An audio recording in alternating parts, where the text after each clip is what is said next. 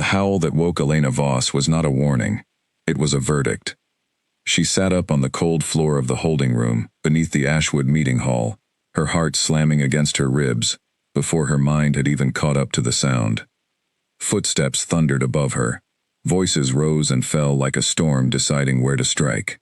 She pressed her palm flat against the stone wall and felt it vibrate with the weight of dozens of pack members gathering for something. She did not need to guess what that something was. She had known this day was coming for weeks, ever since the border skirmish that left 3 warriors wounded and 1 council member humiliated in front of a rival pack's envoy. They needed someone to blame, and she had always been the easiest target. The door at the top of the stairs opened, and torchlight spilled down toward her like a hand reaching in to drag her out. 2 guards she recognized, boys she had grown up sparring beside, stood at the threshold and refused to meet her eyes. That told her everything. When people you have known your whole life cannot look at you, it is because they already know what is about to happen, and they have decided not to stop it. Elena Voss, the taller one said, his voice flat, rehearsed. The council calls for you. She rose slowly, brushing dust from her sleeves, refusing to let her hands shake, even though every part of her wanted to run. Running would only prove them right. Running would only confirm the story they had already written about her, the story where she was fragile, broken, a burden the pack could no longer carry. She lifted her chin and walked up the stairs on her own feet, past the guards, past the whispers that followed her like smoke. The meeting hall was packed wall to wall. Faces she had known since childhood stared at her, with expressions ranging from pity to open contempt. At the front of the room, seated in a high-backed chair carved from ashwood older than the pack itself, sat Alpha Cassian Bram, his silver eyes cold and unreadable. Beside him stood the council, 5 men and 2 women who held the fate of every pack member in their hands, and beside them, arms crossed and smiling faintly in a way that made Elena's stomach turn, stood Alaric Vane, her father's oldest rival. "You know why you are here," Cassian said. It was not a question. Elena kept her voice steady. "I know what you believe." A ripple of murmurs moved through the crowd. Someone near the back laughed, sharp and unkind. Elena did not turn to see who it was. She had learned long ago that turning around only gave them the satisfaction of seeing her flinch. 3 warriors were injured at the northern border 2 nights ago, Cassian continued, rising from his chair. The attack came at dusk, during the hour when a full shift guard should have doubled our patrol. You were assigned to that patrol. You did not shift. Because you cannot. The words landed exactly the way they were meant to, like a blade slipped between the ribs, quiet and precise. Elena felt heat crawl up her neck, not from shame, but from the effort of holding back the truth she had spent her whole life protecting. She could not explain why her wolf refused to surface, why it had been locked away since she was a child, sealed behind a wall she had never been able to break. She only knew that if she told them the real reason, it would not save her. It would only give them another way to hurt her. "My inability to shift did not cause that attack," she said. "I was there. I fought. I bled beside every one of those warriors." "You fought as a human," Alaric cut in smoothly, stepping forward with the practiced calm of a man who had rehearsed this moment for years. "In a pack of wolves, that is not fighting, that is a liability, wearing the mark of our pack, weakening us in the eyes of every rival who watches our borders." "That is enough," Cassian said, though his tone suggested he agreed with every word. Elena searched the crowd for her father, for anyone who might stand and speak in her defense, and found only lowered eyes and folded arms. Her father was not even present. She would learn later that he had been called away on a manufactured errand that morning, conveniently absent from the one moment he might have fought for her. It was not an accident. Nothing about this day was an accident. "The council has reached its decision," Cassian said, and the hall fell utterly silent, the kind of silence that presses against the ears like water. "Elena Voss is hereby stripped of her pack mark and banished from Ashwood territory, effective at sundown. She is no longer under our protection. She is no longer one of us." The words hit her like a physical blow, and for one terrible second, the room tilted sideways. She had expected punishment. She had expected humiliation. She had not truly let herself believe, until this exact moment, that they would go this far. Banishment was not a slap on the wrist. It was a death sentence, dressed up in polite language. a sentence that stripped a wolf of pack protection and left them exposed to every danger the wild world could offer, from rival packs to rogue wolves to the simple, grinding cruelty of surviving alone. "You cannot do this," she said, and hated how small her voice sounded in the vast hall. "It is already done," Alaric said, and the smile on his face told her everything about who had truly orchestrated this outcome. 2 guards stepped forward to escort her from the hall, their grip firm on her arms though not unkind, as if some small part of them still remembered the girl who used to race them through the training fields as children. She did not fight them. There was no point. The council's word was law, and no amount of struggling would change 7 votes cast against her before she had ever walked through that door. They marched her back to her small quarters at the edge of the packlands, gave her exactly 1 hour to gather whatever she could carry, and stood outside her door the entire time to make certain she did not attempt to flee into hiding somewhere within the territory. She packed quickly, mechanically, folding clothes she would probably never wear again, into a canvas bag that had belonged to her mother, the only possession she owned, that still smelled faintly of a home that no longer existed. She did not cry. She would not give them that. By the time the sun began sinking toward the tree line, painting the sky in shades of orange and deep violet, a small crowd had gathered near the northern gate to watch her leave, the same gate where the attack had happened 2 nights before. Elena walked toward it with her bag slung over one shoulder, spine straight, refusing to let a single one of them see how badly her hands trembled at her sides. Cassian stood near the gate, with the council flanking him, and for a moment, just a moment, something almost like regret flickered across his face. It was gone, before she could be certain she had seen it at all. "The territory beyond this point is no longer yours to walk freely," he said, his voice carrying over the crowd. "You will not return." Elena stopped at the threshold, turned, and looked at every face gathered to watch her fall. She saw old friends who would not meet her eyes. She saw neighbors who had eaten at her family's table.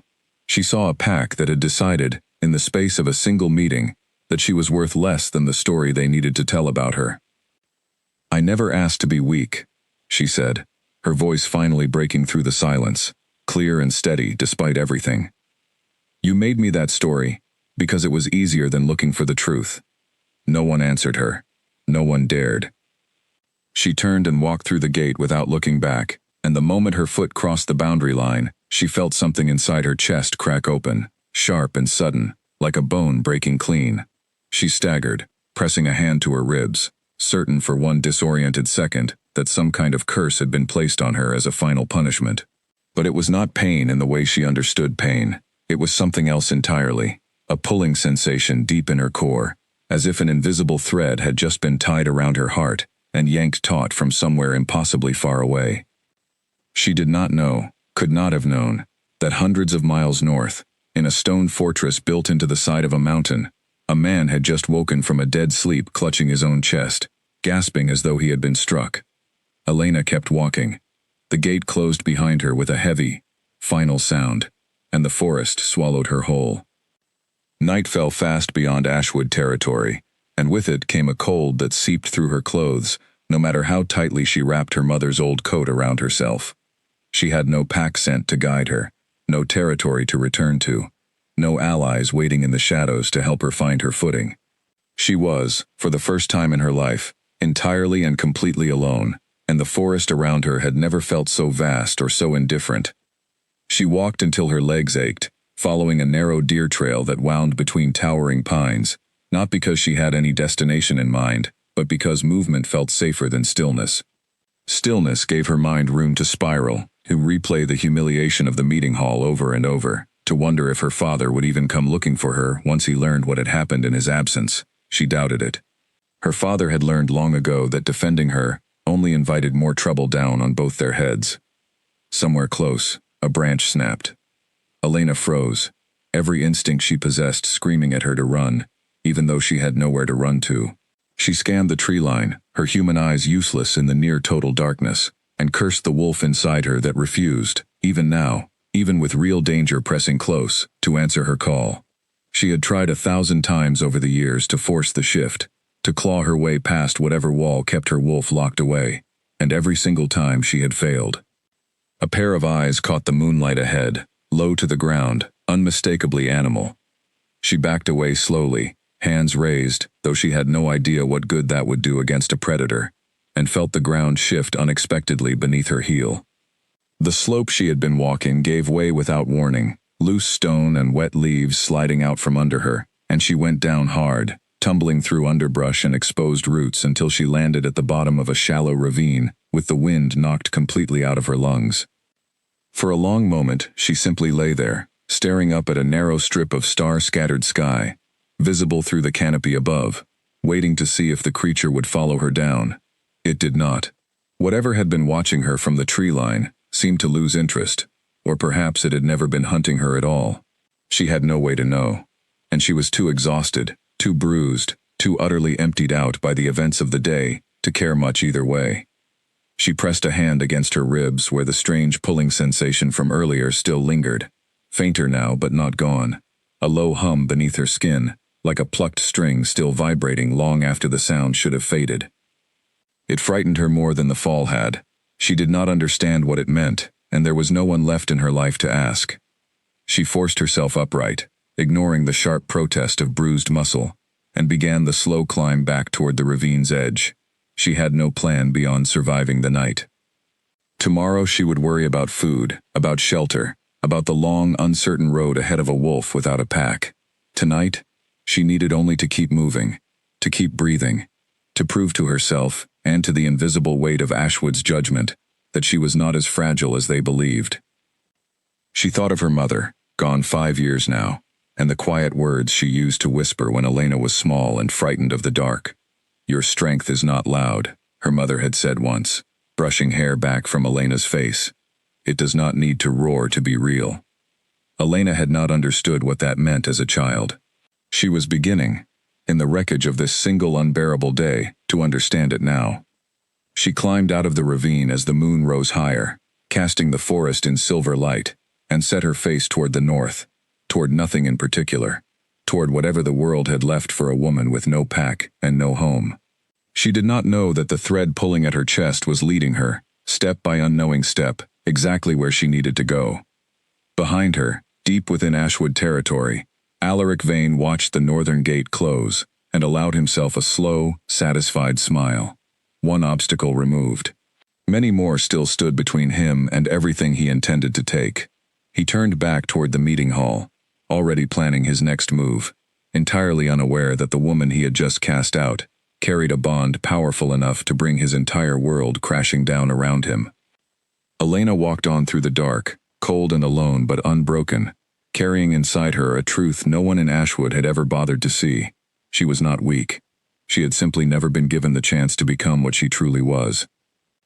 That chance was coming for her now, faster than she could imagine, wearing the shape of a king who had just felt her pain from 100 miles away and would not rest until he found her.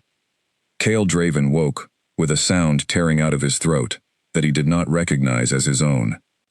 He was on his feet before his eyes had fully opened, one hand pressed hard against his chest where the pain had struck, expecting to find blood, expecting to find a wound, finding only skin and the frantic pounding of his own heart beneath it.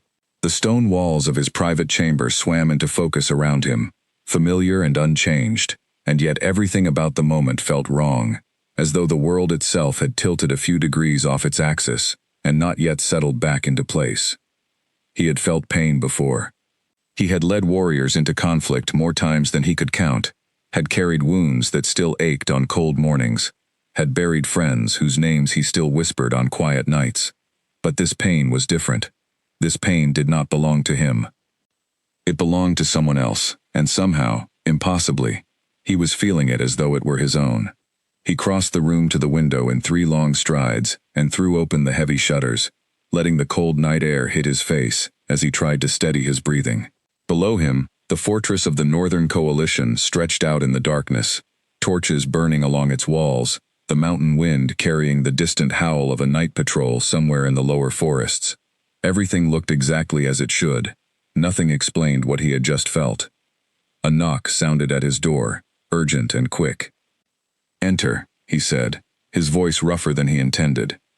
Corwin, his second and oldest friend, stepped inside, already dressed, a hand resting on the hilt of the blade at his hip, out of pure habit.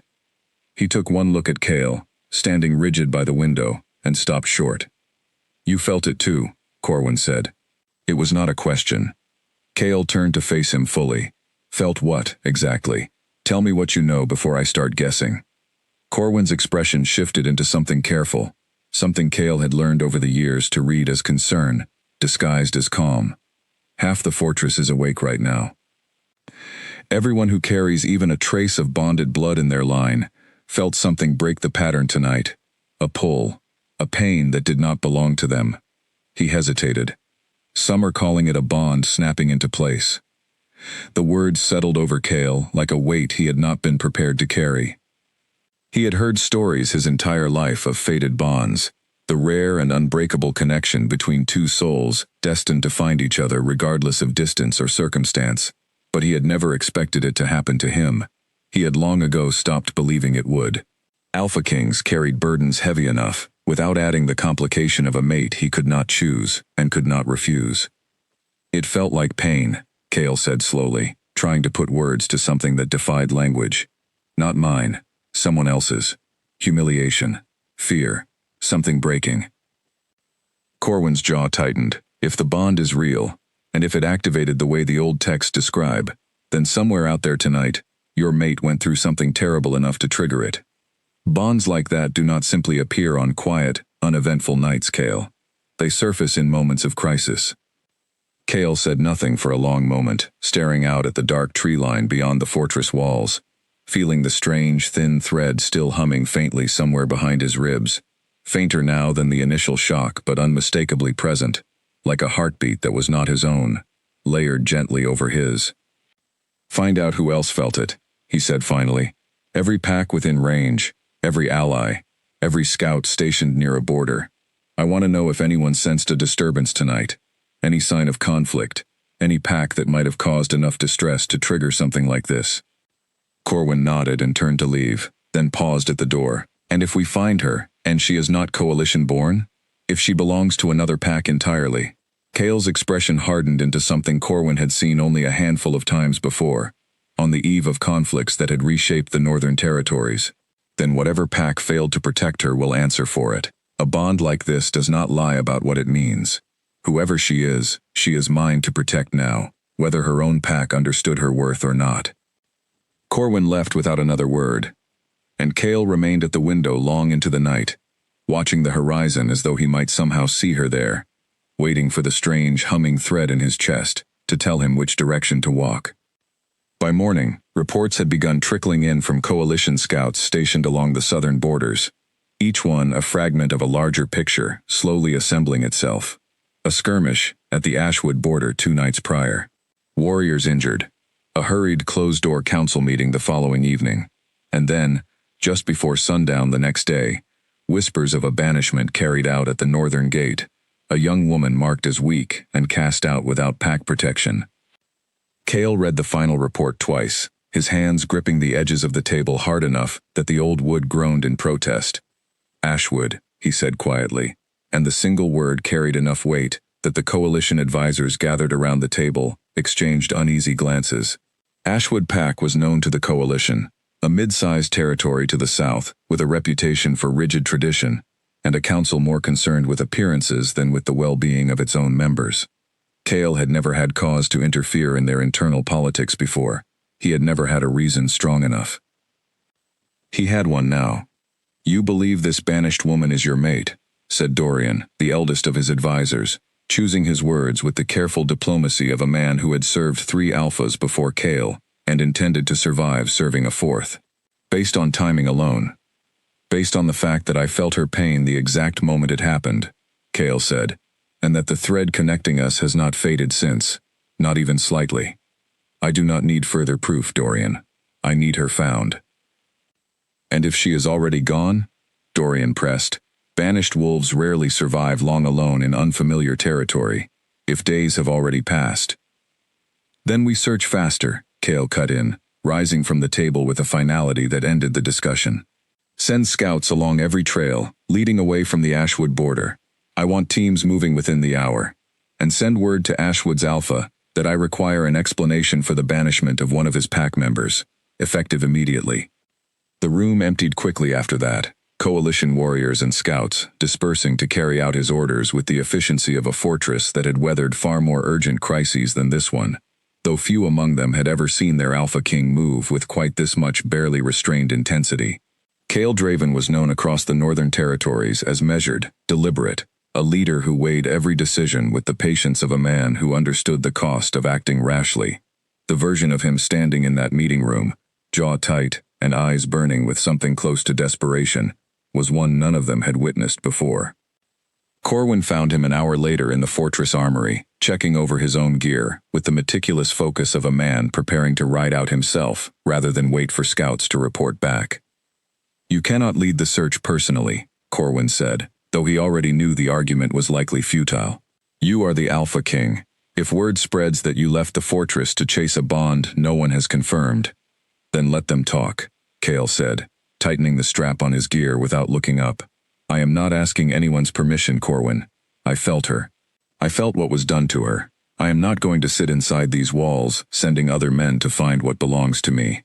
Corwin studied him for a long moment, then, to his own quiet surprise, reached for his own gear from the rack beside Cale's. "Then I am coming with you. Someone needs to keep you from doing something the Coalition will spend the next decade untangling." Cale allowed himself the faintest ghost of a smile, the first since the pain had woken him the night before. "Fair enough." They rode out before midday with a small party of trusted warriors, following the reports southward toward Ashwood territory, tracking rumors of a lone woman spotted moving through the border forests, exhausted, unarmed, and entirely alone. Cale said little during the ride, his attention turned inward toward the thread still humming faintly in his chest, using it the way a sailor might use a distant star, an anchor point guiding him forward, even when he could not yet see where the path would end. They stopped only when the horses needed rest, and even then Cale paced rather than sat, scanning the tree line, as though sheer will alone might conjure her into view. Corwin watched his king with quiet concern, understanding for the first time the true weight of what a fated bond meant, not as an old story told to pups before sleep, but as a living, breathing force, capable of unmaking even the most disciplined of men. By the second day of the search, reports narrowed the trail considerably. A trapper working the border forests claimed to have seen a young woman matching the description, coat too thin for the cold, moving north with the slow, stumbling gait of someone running on empty reserves. He had offered her food and she had refused, too wary of strangers to accept help, and continued on alone into deeper forest. Cale listened to the report with his hands clenched at his sides, torn between relief that she was alive and fury that she had been left to fend for herself in territory dangerous enough to swallow a healthy warrior whole, let alone a woman exiled without protection or supplies. "She is close," he said, more to himself than to anyone else. "I can feel it. The pull is stronger here than it was this morning." Corwin exchanged a glance with the other warriors but said nothing to contradict him. In truth, none of them fully understood how the bond worked, whether Cale's certainty was born from genuine connection or simple desperate hope. But something in his voice, low and absolute, convinced them all to trust it regardless. They pushed onward as the light began to fade, following a narrow trail that wound down toward a shallow ravine cut through the forest floor. The same ravine, though none of them could have known it yet, where a woman named Elena Voss had fallen 2 nights before, and picked herself back up without anyone there to help her. Cale stopped abruptly at the ravine's edge, his entire body going still. "She was here," he said quietly. "Recently. I can feel it." Corwin crouched near a patch of disturbed earth at the ravine's rim, fingers brushing over broken underbrush and a scattering of loose stone that told the story of a fall, and a recovery, and a woman who had refused to stay down. "Whoever she is," he said, straightening, "she is stronger than the reports gave her credit for." Cale's jaw tightened, something fierce and protective burning behind his eyes as he stared out at the darkening tree line ahead, the thread in his chest pulling steadily northward, drawing him deeper into the forest with every passing minute. "Ashwood called her weak," he said, his voice carrying an edge sharp enough to cut. "They are going to regret ever believing that." He signaled his warriors forward, and the small party pressed on into the gathering dark, following a trail that had already led one broken, exhausted, unbowed woman through a night of terror and out the other side. Cale did not know yet what she looked like, did not know her name, did not know the full story of what had been done to her within Ashwood's walls. He knew only that she was close, that the bond between them was growing stronger with every step, and that whatever pack had cast her aside had made an enemy of the Northern Coalition, without ever understanding the size of the storm they had just invited down upon themselves. Somewhere ahead in the darkness, unaware that help was finally closing the distance between them, Elena kept walking. By the third day beyond Ashwood's border, Elena had stopped counting the hours by anything other than hunger. She had found a stream the first morning and forced herself to drink despite the biting cold, had eaten a handful of wild berries she recognized from her mother's old lessons about which plants would help and which would harm, had slept in the hollow of a fallen tree, with her mother's coat wrapped tight around her shoulders, and one eye always half open, listening for danger in the dark. She had not seen another living soul since the trapper who offered her food on the first day, a kindness she had refused out of pure instinct, too afraid that accepting help from a stranger in unfamiliar territory would cost her more than her pride. She regretted that decision now, with her stomach hollow and her legs trembling with every step. The strange pulling sensation in her chest had not faded. If anything, it had grown stronger over the past 3 days, a steady hum that occasionally sharpened into something almost like a physical tug, as though an invisible hand had wrapped around her ribs and was gently, insistently guiding her forward. She had stopped trying to understand it and started simply following it, partly because she had no better destination in mind, and partly because some quiet, exhausted part of her had begun to trust it more than she trusted her own judgment. She crested a low ridge as the afternoon light slanted gold through the trees, and stopped, breath-catching, at the sight spread out below her. A wide river cut through the valley, and beyond it, smoke rose in thin gray columns from what could only be a settlement, larger than any pack territory she had ever seen, its walls built into the base of a distant mountain, like something out of an old story. She had no idea whose territory this was. She only knew that the pull in her chest had sharpened into something almost unbearable at the sight of it, and for the first time in 3 days, exhaustion gave way to something that felt dangerously close to hope. She was still standing at the ridge, weighing whether approaching the settlement was wisdom or foolishness, when she heard movement in the trees behind her. She spun around, every instinct screaming danger, and found herself facing 5 figures emerging from the tree line, warriors by the look of their bearing and the weapons strapped across their backs, though none of them had drawn a blade. At the front of the group stood a man unlike anyone she had ever encountered, tall and broad-shouldered, dark hair pushed back from a face carved with sharp, commanding lines, and eyes so intensely focused on her that she felt pinned in place by the sheer weight of his attention. The pulling sensation in her chest exploded into something else entirely, a warmth so sudden and overwhelming that her knees nearly buckled beneath her. The man froze mid-step, his own expression shifting from focused determination into something raw and unguarded, something that looked almost like disbelief. "You," he said, his voice low and rough, as though the single word had cost him considerable effort to speak. Elena took an instinctive step back, torn between the pull drawing her toward him, and every hard-won lesson of the last 3 days, telling her that strangers in the wild forest were rarely safe. "Who are you?" she managed, hating how thin her voice sounded. "Cale Draven," he said, and something in the way the warriors behind him straightened at the name told her it carried weight she did not yet understand. Alpha King of the Northern Coalition. He took a slow step closer, hands open at his sides in a gesture clearly meant to reassure rather than threaten. "You are the woman banished from Ashwood 3 nights ago." Elena's breath caught. "How do you know that?" "Because I felt it happen," Cale said quietly. "The moment they cast you out, I felt the bond between us activate 100 miles from here. I have been searching for you ever since." The words landed with an impact she was not prepared for. She had heard old stories about fated bonds, tales her mother used to tell of 2 souls connected across impossible distances, destined to find one another no matter the obstacles between them. She had always assumed such stories were exaggerated, comforting fictions meant to give hope to lonely wolves. She had never imagined she might be living inside one. "That is not possible," she said, though even as she spoke the words, the pull in her chest argued otherwise, warm and insistent and impossible to ignore. I understand this is a great deal to accept all at once, Kale said, his voice gentling, though the intensity in his gaze never wavered. You have no reason to trust a stranger who appeared out of the forest, claiming a connection you cannot see. But I am asking you to trust it anyway, at least long enough to let us help you. You look like you have not eaten properly in days. Elena's pride wanted to refuse, wanted to insist she was managing fine on her own, but her body betrayed her with a wave of lightheaded exhaustion that made the ground tilt beneath her feet.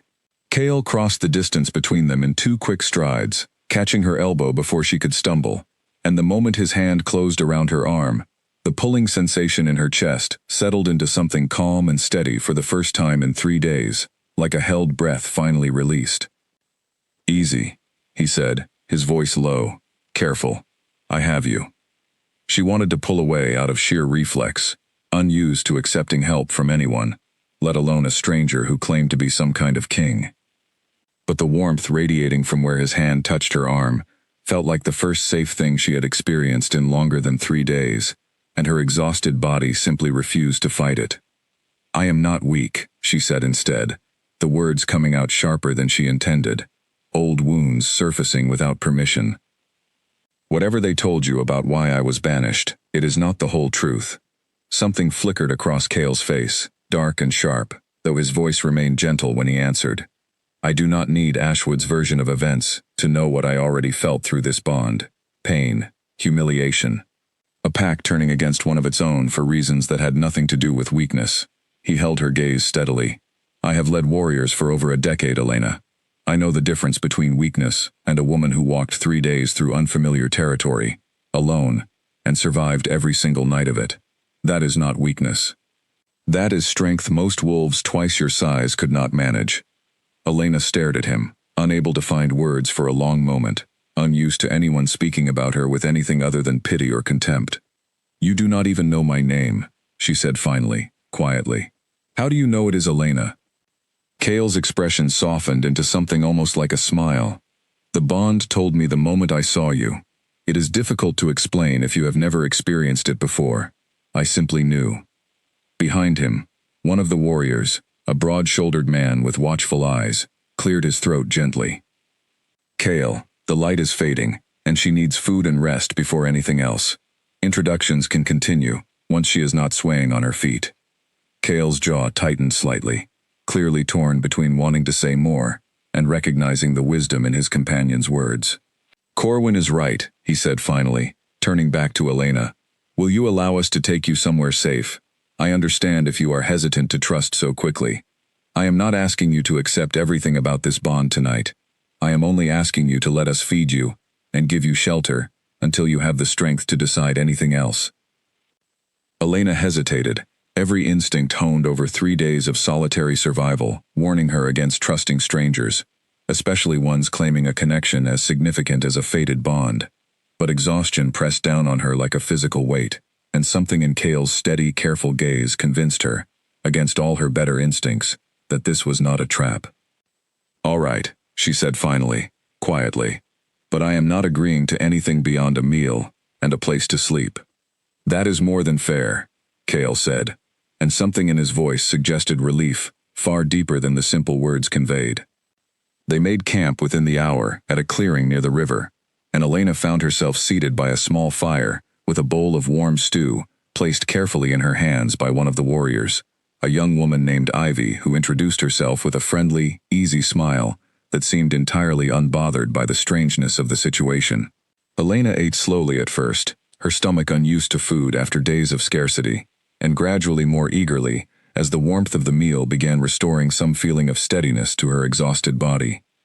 Kale sat across the fire from her, close enough to remain within her sight, but far enough to avoid crowding her, and Elena found herself studying him in the flickering firelight, trying to reconcile the powerful, commanding presence he clearly held among his warriors with the careful, almost gentle patience he had shown her since the moment they met. Why did they banish you? Kale asked eventually, his voice careful, clearly aware he was treading on painful ground. You do not have to answer if you are not ready, but I would like to understand, if you are willing to share it. Elena stared into the fire for a long moment, weighing whether to trust him with the truth she had guarded so carefully her entire life. Something about the steady warmth still humming in her chest. Something about the way he had not once looked at her with pity since they met, convinced her that this, at least, was safe to share. "I cannot shift," she said quietly. "Not fully. Not ever. Not since I was a child. My wolf is there.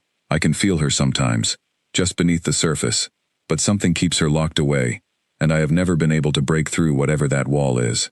She glanced up, bracing herself for the disappointment she had seen on so many faces over the years. "The pack decided that made me a liability. When warriors were injured during a border skirmish 2 nights before my banishment, they needed someone to blame. I was the easiest choice." Cale's expression remained carefully neutral, though something dangerous flickered briefly behind his eyes. "And no one within your pack ever tried to understand why your wolf remained locked away? No healer, no elder, nothing beyond simply labeling you weak and moving forward with their judgment?" Elena shook her head slowly. "My mother might have understood. She always said there was more to it than anyone realized. But she died when I was 12, and after that, no one else cared enough to look closer." Something in Cale's jaw tightened at that, though his voice remained gentle when he spoke again. "I am sorry for your loss, and I am sorry that a pack meant to protect you instead chose the easiest explanation, rather than the true one." He paused, weighing his next words carefully. "For what it is worth, I do not believe your wolf is locked away, because you are weak, Elena. Bonds like the one connecting us are rare, and they tend to form between wolves carrying significant power that sometimes takes unusual forms before it fully surfaces. I have seen suppressed gifts before. They are never a sign of weakness. They are simply waiting for the right conditions to break free." Elena wanted to dismiss his words as simple kindness, easy reassurance offered to a stranger in a vulnerable moment. But something about the certainty in his voice settled deep in her chest, alongside the warmth of the bond, planting a small, fragile seed of hope she had not allowed herself to feel in years. "You truly believe that," she said, not quite a question. "I do," Cale said simply. "And I intend to help you discover the truth of it, if you will allow me the chance." The fire crackled between them, and for the first time since the gates of Ashwood closed behind her, Elena allowed herself to imagine a future that did not involve wandering alone through unfamiliar forest, with nothing but survival on her mind. It was a fragile thing, this new possibility, but it was there, warm and steady, humming quietly alongside the bond in her chest. They talked long into the night, Cale explaining the basics of the Northern Coalition, a collection of allied packs bound together under his leadership for mutual protection and trade, vastly larger and more powerful than Ashwood's isolated territory. Elena listened, gradually relaxing despite herself, occasionally offering small pieces of her own history in return, careful still, but no longer entirely guarded. When exhaustion finally overtook her, Cale arranged for her to sleep in a tent, set slightly apart from the main camp. And though every part of her wanted to protest that she needed no special treatment, she found herself too tired to argue. As she settled beneath a thick blanket someone had provided, she heard Cale's low voice outside speaking quietly with Corwin. "We ride for the fortress in the morning," he said. "She needs proper healers, proper rest, more than we can offer out here." "And Ashwood?" Corwin asked. A long pause followed, heavy with a tension Elena could feel even through the tent walls. "Ashwood will answer for what they did to her," Cale said finally, his voice low and absolute. "Not tonight. Not while she needs rest and safety more than she needs to watch me tear apart the pack that discarded her. But they will answer. I promise you that." Elena lay still in the darkness, listening to those words settle over her like a second blanket, warmer than the first. For 3 days, she had walked alone through unfamiliar forest, cast out and forgotten by the only home she had ever known. Tonight, for the first time, she did not feel forgotten at all. She drifted toward sleep, with the bond humming steady and warm in her chest, and for the first time, since the gates of Ashwood closed behind her, she allowed herself to believe that perhaps this was not the end of her story, but only the beginning of an entirely different one. The fortress of the Northern Coalition rose out of the mountainside, like something carved by giants rather than built by hands, and Elena found herself staring up at its towering walls, with a mixture of awe and lingering disbelief, as their party crossed the final stretch of road toward the main gate. She had grown up within Ashwood's modest territory, a pack proud of its traditions but never particularly grand in scale, and nothing in her experience had prepared her for the sheer size and organization of what stretched out before her now. Warriors patrolled the walls in disciplined formation. Smoke rose from dozens of chimneys within, carrying the mingled scents of cooking fires and healing herbs. Children's laughter drifted from somewhere beyond the outer wall, ordinary and warm, a sound that struck Elena harder than she expected after days of isolation in the forest. "It is a great deal to take in, I know," Cale said quietly beside her, having clearly noticed the way she had gone still at the sight. "I have never seen anything like it," Elena admitted. "You will grow accustomed to it," he said, and something in the certainty of his tone suggested he already considered her future here a settled matter, though he had been careful throughout their journey not to pressure her toward any particular decision. They passed through the main gate to a flurry of curious glances from coalition members going about their morning routines, and Elena felt her spine straighten instinctively beneath the weight of so many unfamiliar eyes. She had spent her entire life being watched with judgment, and it took a conscious effort to remind herself that curiosity was not the same thing as contempt. Cale led her personally to the fortress's healing quarters, a bright, herb-scented room where an older woman with kind eyes and steady hands introduced herself as Mira, head healer of the Northern Coalition. Mira examined Elena thoroughly, checking for injuries sustained during her days alone in the forest, tending to a collection of minor cuts and bruises with a gentleness that made Elena's throat tighten unexpectedly. "You are remarkably resilient," Mira said as she worked, her tone carrying genuine admiration rather than pity. 3 days alone in unfamiliar territory without supplies would break most wolves twice your size. Your body has handled the strain better than I would have expected." "I did not have much choice," Elena said quietly. Mira's hands paused briefly. "No," she agreed. "I imagine you did not." She resumed her examination without further comment, though something in her expression suggested she understood far more about banishment and its cruelties than she let on. When the physical examination concluded, Mira turned to a different matter entirely, one Elena had been quietly dreading since Cale first mentioned the possibility of help. "Cale tells me your wolf remains unable to complete a full shift," Mira said carefully. "Would you be willing to let me examine that as well? Not today necessarily, if you are not ready. But I have worked with suppressed shifts before, and I may be able to offer some insight into what is happening."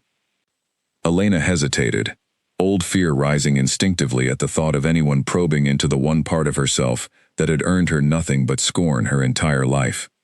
But something about Mira's careful, patient tone, so different from the clinical disappointment she had grown used to from Ashwood's own healers, convinced her to at least consider it. "Not today," Elena said finally, "but perhaps soon." "Whenever you are ready," Mira said simply, and the lack of pressure in her voice meant more to Elena than she could easily put into words. Cale waited for her outside the healing quarters, and together they walked toward the private chambers he had arranged for her, spacious and comfortable, overlooking a courtyard where warriors trained in the afternoon light. Elena stood at the window for a long moment after Cale left her to settle in, watching the disciplined movements of coalition warriors below, feeling the strange weight of a life suddenly, dramatically altered from everything she had known before. That evening, Cale requested her presence at a private meeting, explaining gently that he wished to understand more about the events leading to her banishment, not to press her for painful details before she was ready, but because he intended to act on her behalf, and needed the fullest possible picture before he did. They met in a smaller chamber off the main hall, just the two of them along with Corwin and Dorian, the eldest of Cale's advisors, whose careful, measuring gaze reminded Elena uncomfortably of Ashwood's own counsel. She pushed the comparison aside, reminding herself that these people had done nothing yet to earn her distrust. "Tell us what happened," Cale said gently, once they were all seated. "As much or as little as you are comfortable sharing." Elena took a steadying breath and told them everything: the border skirmish, the injured warriors, the hurried council meeting where she had been offered no real chance to defend herself, Alaric Vane's smooth, calculated push for her banishment, and her father's suspicious absence on the very day her fate was decided. As she spoke, she watched Cale's expression grow increasingly controlled, the kind of stillness she was beginning to recognize as barely restrained anger rather than calm. "Alaric Vane," Cale repeated when she finished, his voice deceptively even. "Tell me about him." He has always resented my father, Elena said. They were rivals for the beta position years ago, before I was born. My father won the position, and Alaric never forgave him for it. I think, in some way, punishing me was always about punishing my father. Dorian leaned forward slightly, his sharp eyes thoughtful. A convenient excuse, then. The border skirmish gave him the justification he needed to remove an obstacle he had wanted gone for years, using your inability to shift as the public reason, while the true motive remained hidden. That was my thought as well, Elena admitted, though I have no proof of it beyond my own suspicions. We will find proof, Cale said, and the quiet certainty in his voice left no room for doubt. Corwin, I want a full accounting of Ashwood's recent internal politics, their trade agreements, their council's decision-making patterns over the past several years. If Alaric Vane has been maneuvering against Elena's family for personal gain, I want to understand the full scope of it before we act. Corwin nodded and made a note, clearly already turning the request into a plan. Elena watched the exchange with a strange, unfamiliar feeling rising in her chest, something she eventually recognized as being taken seriously, perhaps for the first time in her adult life. No one in this room had once suggested her inability to shift made her story less credible. No one had looked at her with pity or dismissal. They were simply listening, and planning, and treating the wrong done to her as a matter worth real attention. You do not have to do this, she said quietly, though some part of her desperately hoped he would not listen to the objection. Ashwood is not your responsibility. I am grateful for your help so far, more than I can properly express. But you owe them nothing, and pursuing this could create real conflict for your coalition. Cale's gaze softened as he turned to look at her fully. Elena, whatever conflict this creates, is not a cost I am unwilling to bear. You are my mate. What was done to you was not justice, it was cruelty, wearing the mask of pack law, and I do not intend to simply overlook it, because confronting it might be inconvenient. His voice hardened slightly. A pack that discards its own people over misunderstood weakness, or worse, over one man's personal ambition, is not a pack I intend to leave unchallenged. Something in his certainty settled over her like warmth, though a small, cautious part of her mind still hesitated to fully trust it. She had learned, over the course of her life, that people rarely followed through on grand declarations once the initial urgency faded.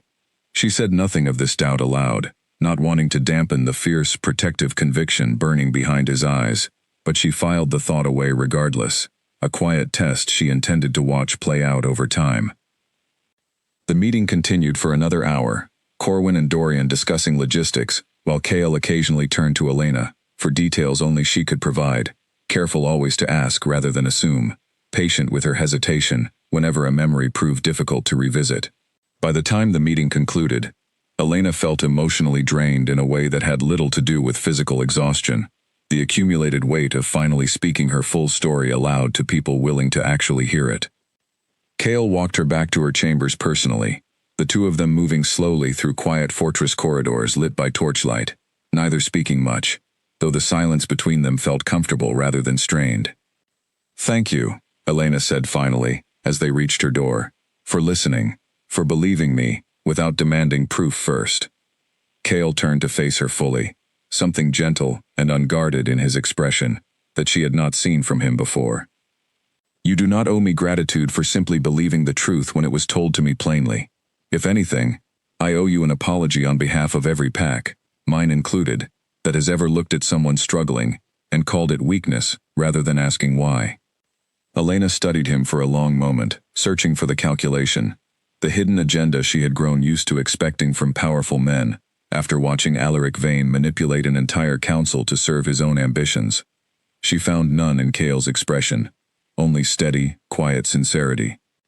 "I want to understand why my wolf is locked away," she said finally, the words surprising her even as she spoke them. "I have spent my whole life afraid of what that question might reveal, but I think I am ready to find out now." Something fierce and warm flickered across Cale's face. "Then we will find out together, whenever you are ready. There is no rush, Elena. Whatever the answer turns out to be, it will not change how I see you." She believed him, in that moment, more completely than she had expected to.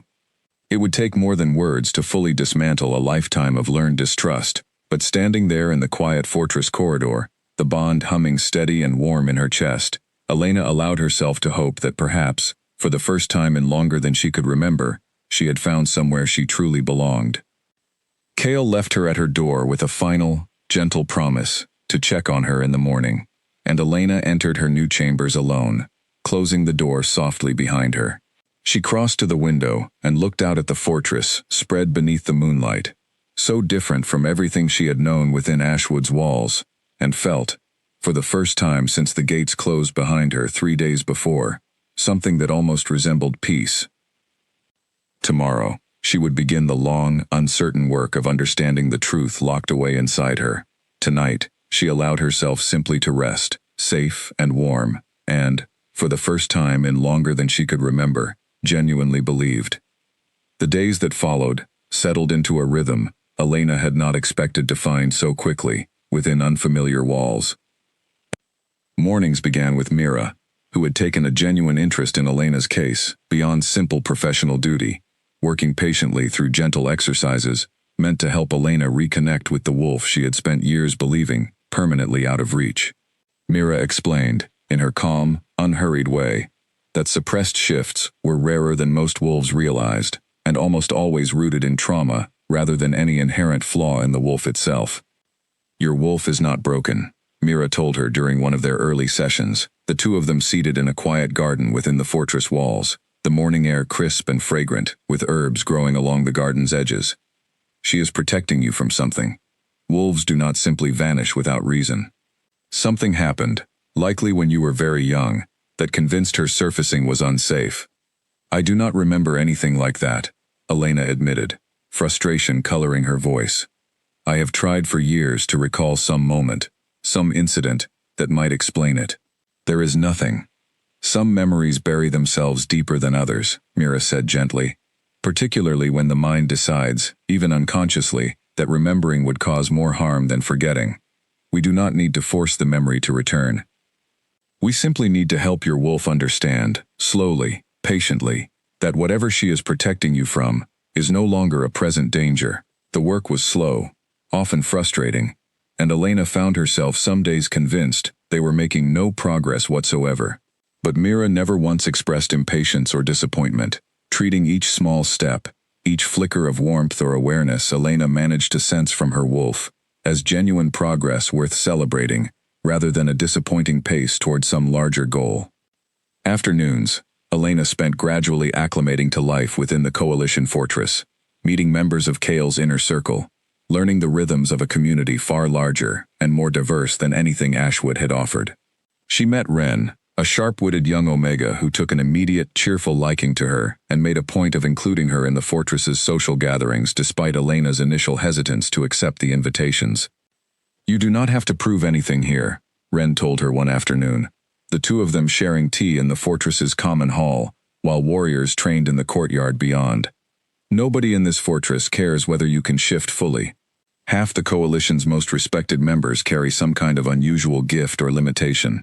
Difference is not a weakness here, not the way it apparently was where you came from." Elena found herself smiling, a small, genuine thing that still felt somewhat unfamiliar after years of guarding her emotions carefully. "I am beginning to notice that," she admitted. Kale, for his part, made a point of checking on her progress each evening, never pressuring her for details about the healing sessions with Mira, content simply to ask how her day had gone and listen attentively to whatever she chose to share. Elena found herself, somewhat to her own surprise, looking forward to these quiet evening conversations, more than she expected, the steady warmth of the bond between them, growing gradually more familiar, less overwhelming, settling into something that felt increasingly like comfort rather than confusion. She learned, over the course of these conversations, that Kale carried burdens of his own, the weight of leading a coalition of allied packs requiring constant vigilance, endless diplomatic balancing, and the ever-present threat of rival territories testing the coalition's borders. He spoke of it plainly, without self-pity, and Elena found herself appreciating the honesty, so different from the careful political posturing she had witnessed her entire life within Ashwood's council. "Does it ever feel like too much?" she asked him one evening, the two of them seated on a balcony overlooking the fortress as the sun set behind distant mountains. Kale considered the question seriously before answering. "Sometimes," Leadership rarely offers the luxury of rest. But I have good people around me, people I trust to share the weight when it grows too heavy. He glanced at her, something warm flickering behind his eyes. I imagine that will become easier, having someone beside me who understands the cost of carrying burdens others cannot see. Elena felt her cheeks warm slightly at the implication, though she did not shy away from it the way she might have days before. I have not agreed to anything permanent, she reminded him, though the words carried less conviction than they once had. I am not asking you to, Cale said easily. I am simply grateful for your company, regardless of what the future holds. While Elena worked to reconnect with her wolf, Cale pursued a separate investigation entirely, one he had not yet fully shared with her, unwilling to burden her with details, until he had something concrete to offer. Corwin's inquiries into Ashwood's internal politics had begun uncovering troubling patterns, evidence suggesting Alaric Vane's influence over the council extended far beyond a single grudge against Elena's father. Trade records show inconsistencies going back nearly 5 years, Corwin reported during a private meeting in Cale's study, spreading a collection of documents across the wide wooden table between them. Resources allocated for lower-ranked pack members and Omegas consistently falling short of what official records claim was distributed. The discrepancy grows larger each year. Cale studied the documents with a hardening expression. Embezzlement. That is my assessment as well, Corwin confirmed, and it appears Alaric Vane has been the primary beneficiary, using his position on the council to redirect resources meant for the pack's most vulnerable members into his own growing influence and wealth. Dorian, seated nearby, added a further troubling detail. There are also reports, unconfirmed as yet, of at least 2 other pack members, punished or exiled, under circumstances similar to Elena's, both individuals who reportedly stood in the way of Alaric's growing ambitions within the council. Cale's jaw tightened, the calm, measured demeanor he typically maintained slipping momentarily to reveal the depth of fury simmering beneath it. So Elena's banishment was not an isolated act of prejudice against her supposed weakness. It was a calculated move within a much larger pattern of corruption and cruelty. It appears that way, Corwin confirmed grimly. Though we will need more concrete evidence before making any accusations, Ashwood's counsel could not simply deny or dismiss. Then get me that evidence, Cale said, his voice carrying the quiet, absolute authority that had earned him unwavering loyalty from every warrior within the coalition. I want full documentation of every discrepancy, every exiled member, every piece of proof we can gather, before we approach Ashwood's leadership directly. When I confront them, I intend to leave no room for denial.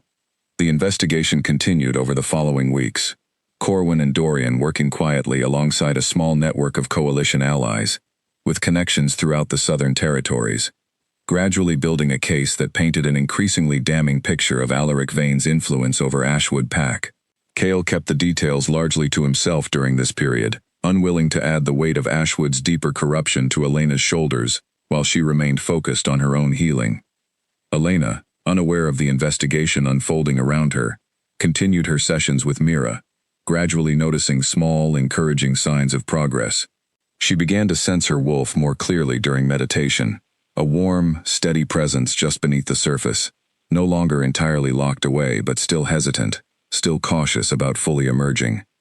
She trusts you more than she did when you arrived, Mira observed during one session, watching Elena's expression shift subtly as she reached inward toward the awareness of her wolf. Whatever fear kept her suppressed is loosening its grip. Slowly. This is genuine progress, Elena, even if it does not yet feel dramatic. It is strange, Elena admitted, opening her eyes slowly. I can feel her now, in a way I never could before, like she is waiting for something, rather than hiding from everything. Perhaps she simply needed to feel safe enough to consider waiting, rather than hiding, Mira suggested gently. Safety changes a great deal, for wolves and for the humans who carry them. Elena thought about those words often in the days that followed, turning them over as she settled further into life within the coalition fortress, gradually shedding the constant vigilance that had defined her years within Ashwood. She found herself laughing more easily during gatherings with Wren and the other young coalition members, found herself trusting Mira's gentle guidance without the reflexive suspicion she had carried for so long, found herself, most surprisingly of all, growing genuinely comfortable in Kale's steady, protective presence. One evening, nearly 3 weeks after her arrival, Kale finally shared the full scope of the investigation with her, sitting together in his private study as Corwin laid out the accumulated evidence across the table between them. Elena studied the documents in stunned silence, tracing the pattern of stolen resources, exiled members, and calculated political maneuvering that Alaric Vane had built over the course of years, all of it converging eventually on her own banishment as simply the latest casualty in a much longer campaign of quiet, ruthless ambition. "I was not the first," she said quietly, understanding settling over her with a strange mixture of relief and fresh anger. "Others suffered because of him too. At least 2 confirmed cases," Corwin said. "Possibly more, we have not yet uncovered." Elena looked up at Kale, something fierce and determined replacing the shock in her expression. "I want to help, whatever you intend to do about this. I do not want to simply wait here while you handle it on my behalf. This happened to me too. I have a right to be part of confronting it." Kale studied her for a long moment, something like pride flickering behind his eyes. "I would not dream of excluding you," he said finally. "Though I want you to know, whatever role you choose to take, you are not obligated to relive any of this simply because it happened to you. If you would rather I handle the confrontation while you focus on your own healing, that is entirely your choice, and I will respect it completely." Elena considered his words carefully, appreciating the genuine respect for her autonomy, in a way she had rarely experienced from anyone in her life before. "I want to be part of it," she said finally, with quiet conviction. "Not because I feel obligated, but because I am ready. I have spent my whole life letting other people decide my story for me. I am done with that now." Something fierce and warm passed between them, the bond humming steadily in the space where their gazes met, and Kale nodded slowly. "Then we face Ashwood together, when the time comes. But first," he added, glancing toward Corwin and Dorian, "we finish gathering everything we need. I do not intend to give Alaric Vane a single opening to twist this into something he can survive." The meeting continued late into the evening, the 4 of them refining their plans with careful precision, and Elena found herself, for the first time since her banishment, feeling less like a victim of circumstances beyond her control, and more like an active participant in reclaiming the life that had been stolen from her. As the meeting finally concluded and the others departed, Kale lingered behind with her in the quiet study, the fortress settling into nighttime stillness around them. "You have changed a great deal in these past weeks," he observed quietly, studying her with something warm and admiring in his expression. "I do not feel entirely changed," Elena admitted. "Some days it still feels like I am the same frightened woman who walked through Ashwood's gate 3 weeks ago." "Perhaps," Kale said gently, "but you are also becoming someone new alongside her. Someone who chooses to stand and fight rather than simply endure whatever is done to her." He reached out, his hand covering hers briefly on the table between them, warm and steady. "I am proud to stand beside whoever you are becoming, Elena. Frightened or fierce, healing or whole, all of it." Elena felt something loosen in her chest at his words, an old guarded tension she had carried for so long it had become nearly invisible to her, finally beginning, slowly and carefully, to release its grip. She did not yet know what her wolf's full return would mean, did not yet know the shape her future with Kale and the coalition might take, but for the first time in longer than she could remember, she felt genuinely, cautiously hopeful about finding out. Outside the study window, the fortress lay quiet beneath a sky full of stars, and somewhere within her, her wolf stirred gently, patient, but no longer entirely hidden, waiting for the moment it would finally be safe enough to fully emerge. The formal message left the fortress at dawn, carried south by 2 of Kale's most trusted riders, along with a coalition seal that marked it as official business, rather than a casual inquiry. Elena stood beside Kale on the fortress wall as the riders departed, watching them disappear down the mountain road toward Ashwood territory, and felt the weight of the moment settle heavily in her chest. "What exactly did the message say?" she asked quietly. "That the Northern Coalition formally requests an explanation for the banishment of Elena Voss, along with restitution for the harm done to her, and a full accounting of the resources allocated to Ashwood's lower-ranked members over the past 5 years. Kale's expression remained composed, though Elena had learned to recognize the tightness around his eyes that signaled carefully controlled anger beneath the calm surface. I gave them 1 week to respond before I consider further action necessary. You believe they will refuse, Elena said. It was not really a question. I believe Alaric Vane will convince the council that a coalition response is nothing more than posturing over a banished wolf they consider unimportant, Cale said grimly. He has spent years cultivating an image of Ashwood as a proud, self-sufficient pack, unlikely to bow to outside pressure. I expect he will encourage exactly that stance now, confident that the coalition would never truly go to war over a single exile. Elena wrapped her arms around herself against the cool morning air, watching the empty road where the riders had disappeared. And if he convinces them to refuse? Cale turned to face her fully, something steady and reassuring in his gaze despite the seriousness of the conversation. Then Ashwood will learn precisely how seriously fated bonds are honored within coalition territory, and precisely how far I am willing to go to protect what is mine. He paused, softening slightly. But that decision belongs to them, Elena. I am giving Ashwood every reasonable chance to make this right on their own terms, before matters escalate beyond diplomacy.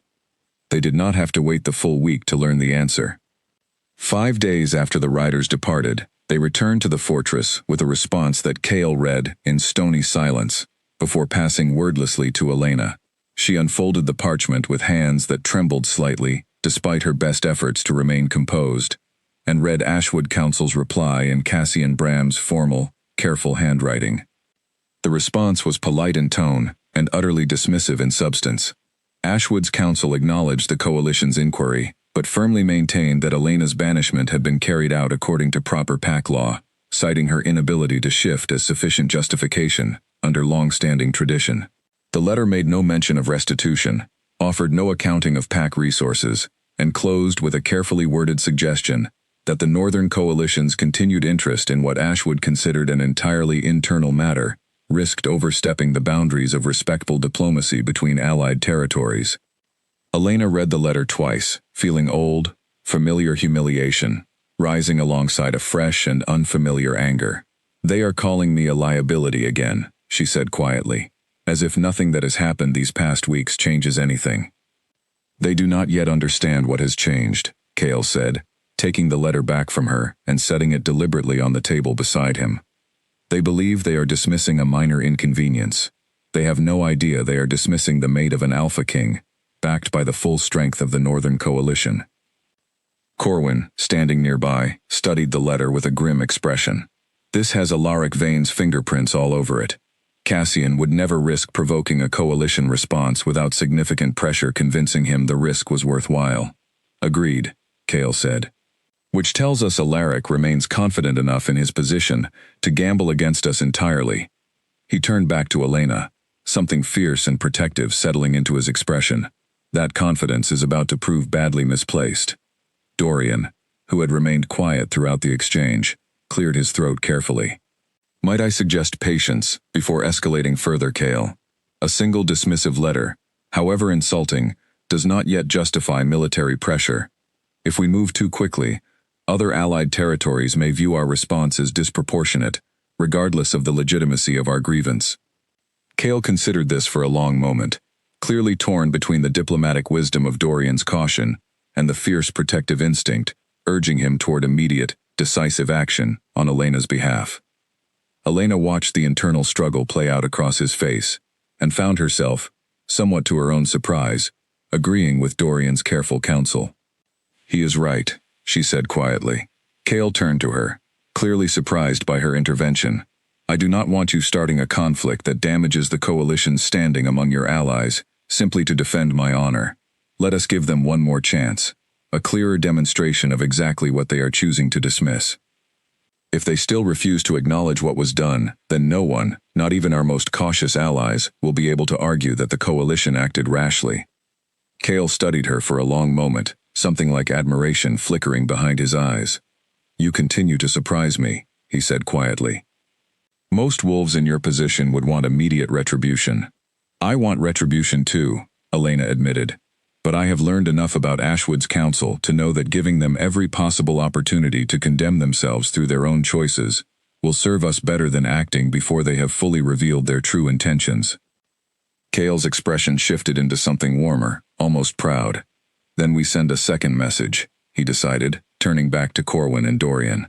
This time, I will make my expectations unmistakably clear, along with the consequences Ashwood can expect should they continue refusing to acknowledge the truth of what happened here.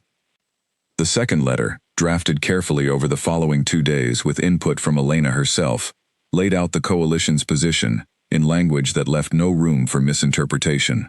It detailed the full pattern of resource discrepancies uncovered during Corwin's investigation, named Alaric Vane directly as the primary architect of policies harming Ashwood's most vulnerable members, and demanded a formal council review of Elena's banishment, along with public acknowledgement of the corruption uncovered within their own leadership. The letter closed with an unambiguous warning. Should Ashwood's council continue refusing accountability, the Northern Coalition would consider all available means necessary to protect its members and correct the injustice done, including but not limited to severing existing trade agreements and formally notifying neighboring territories of the corruption uncovered within Ashwood's leadership. This will not be received well, Dorian warned, as Cale sealed the letter with the coalition mark. It is not meant to be received well, Cale replied evenly. It is meant to be received seriously. Elena watched the second set of riders depart the following morning, with a different feeling than the first, less anxious uncertainty, and more grim, steady resolve. Whatever Ashwood chose to do with this clearer, more forceful warning would reveal, once and for all, exactly what kind of pack they had become under Alaric Vane's growing influence. While they waited for a response, Elena continued her work with Mira, the sessions growing gradually more intense as her wolf's presence beneath the surface grew stronger and more insistent. Mira noted the shift with quiet interest during one of their sessions in the garden. "Something has changed in you these past weeks," Mira observed, watching Elena's expression as she reached inward toward her wolf's awareness. "Not just healing, something closer to readiness." "I feel angrier than I did when I arrived," Elena admitted, somewhat surprised by her own honesty. "Not at myself anymore. At Ashwood. At everything they took from me and everyone else they hurt to protect their own comfortable lies." "Anger is not always destructive," Mira said gently. "Sometimes it is simply the truth finally finding its voice after being silenced too long. Your wolf may be responding to that shift, as much as to anything else we have worked through together." Elena considered this, turning her attention inward once more, and felt her wolf stir with unusual clarity. No longer the faint, cautious presence she had grown used to sensing, but something sharper, more alert, as though finally beginning to recognize that the danger it had spent years hiding from no longer held the same power over the life Elena was now building. That evening, Cale found her in the garden after her session concluded, settling onto the bench beside her without needing to ask permission, a familiarity that had grown naturally between them over the preceding weeks. "Mira tells me you are making significant progress," he said. "She says my anger might be helping," Elena said, a faint, wry smile touching her lips. "Apparently my wolf approves of finally being furious about what happened, rather than simply ashamed of it." Cale's answering smile carried genuine warmth. "I imagine she is right. Shame tends to keep things locked away far more effectively than anger does." They sat together in comfortable silence for a while, watching the sun sink behind the mountains, the fortress settling into its evening rhythms around them. Elena found herself, in these quiet moments, increasingly certain that whatever the coming weeks held, whatever confrontation with Ashwood ultimately proved necessary, she would face it with Cale beside her, not as someone rescuing her from her past, but as someone standing with her, while she reclaimed it entirely on her own terms. "Whatever happens when they respond," she said quietly, "I am ready for it now. I do not think I was, 3 weeks ago. I am now." Cale reached over, taking her hand gently in his, the warmth of the gesture settling comfortably alongside the steady hum of the bond between them. "Then we will face it together, whatever shape it takes," he said. "I promise you that." 3 days later, Ashwood's second response arrived, and it confirmed every dark suspicion the coalition had harbored about the true nature of the pack's leadership, under Alaric Vane's growing influence. The second letter from Ashwood arrived sealed with the same careful formality as the first, and its contents proved even more damning than anyone in the fortress had anticipated.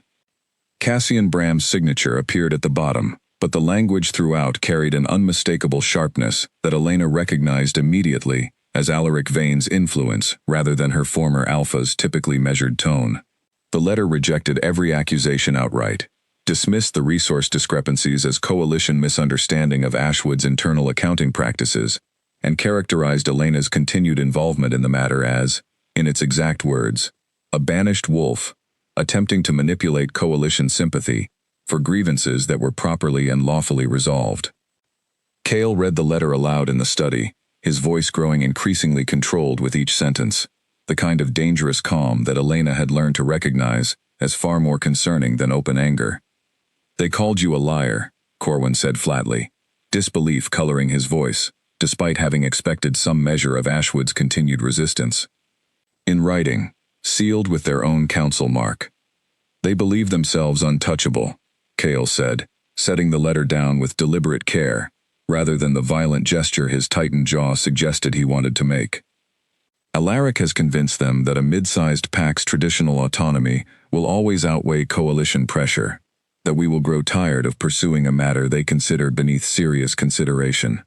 Elena stared at the letter, old humiliation and fresh fury warring inside her chest in equal measure. "They think I am lying about what happened to me.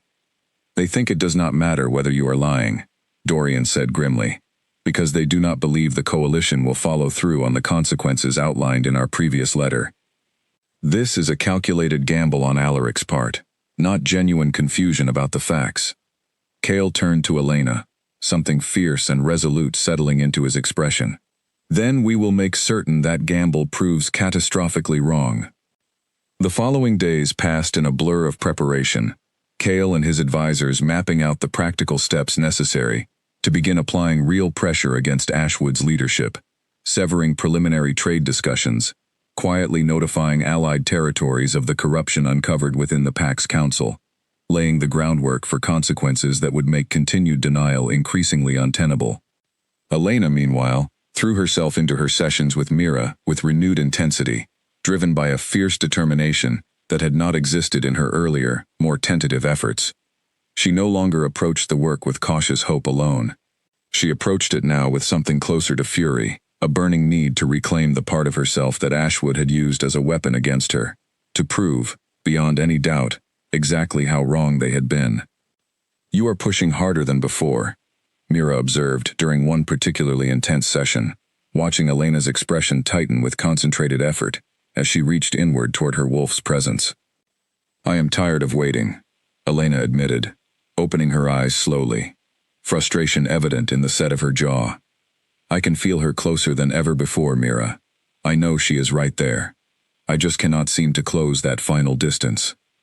"Sometimes, the final barrier requires something more than patient practice," Mira said thoughtfully. "Perhaps it is time we tried something different. A full training session, out in open ground, with genuine physical exertion, rather than quiet meditation.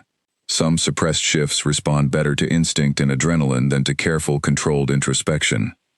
They arranged the session for the following morning, moving to a wide training field on the fortress grounds normally reserved for coalition warriors honing their combat skills. Cale attended alongside several senior warriors, along with Ren, who had become genuinely invested in Elena's progress over the preceding weeks, and refused to miss what she cheerfully insisted might be a historic moment. Mira began the session with physical drills meant to raise Elena's heart rate and engage her body fully, rather than allowing her mind to retreat into overly careful, controlled thought patterns. Elena ran drills alongside two of the coalition's junior warriors, pushing herself harder than she had in weeks, sweat and exertion gradually stripping away the careful composure she had maintained throughout her time at the fortress. "Good," Mira called encouragingly, as Elena completed another set of exercises, breathing hard. "Now, close your eyes, feel your body's exhaustion, feel your heart pounding. Reach for your wolf from that place, not from careful calm, but from raw, honest feeling." Elena closed her eyes, chest heaving, and reached inward once more, and for the first time, she felt her wolf respond not with the cautious, tentative warmth of previous sessions, but with something sharper, more insistent, a presence pressing hard against whatever barrier still separated them. "She is closer," Elena gasped, eyes still closed, concentration absolute. "I can feel her pushing." "Stay with it," Mira encouraged. "Do not force it. Let her come to you." Elena focused everything she had on that pressing sensation, on the wolf straining against the wall that had held her locked away for over a decade, and slowly, memories she had never been able to access before began surfacing at the edges of her awareness, fragmented and disjointed but unmistakably real. A dark night, her mother's voice, sharp with fear rather than calm, a predator, far larger and more dangerous than anything within Ashwood's usual territory, stalking close to their home when Elena had been barely 6 years old. Her mother shielding her, forcing her small body to remain human and hidden rather than risk an untrained shift that might have drawn the predator's attention directly toward her. The memory crested with sudden, overwhelming clarity, her mother's desperate whispered command still echoing across the years. Stay hidden, do not shift, not now. Not ever, until it is truly safe. Elena gasped, eyes flying open, tears streaming unexpectedly down her face, as understanding crashed over her all at once. She told me not to, she said, voice shaking. My mother. She told my wolf to stay hidden to protect me, and some part of me has been obeying that command ever since, even after the danger passed, even after she died. Cale was at her side instantly, steady and warm, though he did not crowd her, simply remained close enough that she could feel his presence, anchoring her through the overwhelming flood of memory and emotion. You are safe now, he said quietly. Whatever your wolf was protecting you from, it is no longer a threat. You do not need to stay hidden anymore. Elena closed her eyes again, breathing hard, and reached inward one final time, speaking silently to the wolf that had guarded her so faithfully for over a decade, offering the reassurance her mother could no longer provide. It is safe now. You kept me safe long enough. You can come forward now. I am ready. The barrier that had held for over a decade shattered all at once, not violently but with a kind of gentle, overwhelming release, like a held breath finally exhaled after years of restraint. Elena felt her body shift beneath her, no longer the frustrating, incomplete transformation she had experienced during rare, painful attempts over the years, but something total and complete, fur rippling across her skin, bones reshaping with fluid, natural grace, until a wolf stood on the training field, where a woman had knelt only moments before. The training field fell utterly silent. Elena's wolf was unlike anything the assembled coalition warriors had ever witnessed, her coat a striking, luminous silver that seemed to catch and hold the morning light, larger than typical for her frame, with an unmistakable aura of contained power radiating from her that even seasoned warriors could feel pressing against their own senses. That coloring, Dorian breathed, staring in open astonishment. I have only read about wolves like that in the oldest coalition records, a bloodline gift, extraordinarily rare, said to manifest only once every several generations. Mira stepped forward slowly, careful and reverent, studying Elena's wolf form with an expression of genuine wonder. This is not a suppressed weakness we uncovered today, she said quietly. This is a suppressed strength, hidden away for over a decade, because a frightened mother recognized, correctly, that a power this significant needed protection until her daughter was old enough and safe enough to wield it properly. Cale approached slowly, dropping to one knee before Elena's wolf form, his expression carrying a mixture of awe and fierce, overwhelming pride. Ashwood banished a wolf carrying one of the rarest bloodline gifts recorded in coalition history, he said, disbelief and quiet fury warring in his voice. They called this weakness.